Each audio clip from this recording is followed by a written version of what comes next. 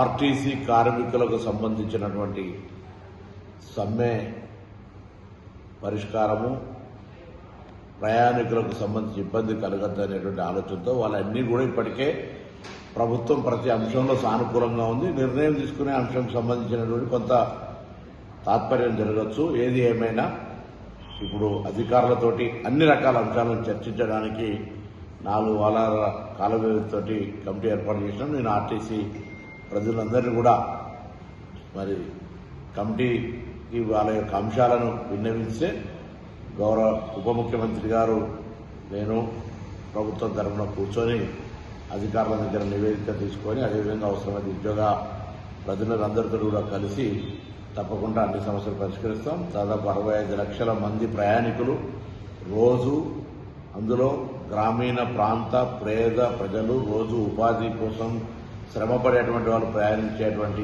ఈ బస్ ప్రయాణం పేదవాడి లైఫ్ లైన్. దాని ఉద్యోగులుగా మీరు, ప్రభుత్వంగా మనము కలిసి ఇబ్బంది లేకుండా చూసే బాధ్యత ఉంది.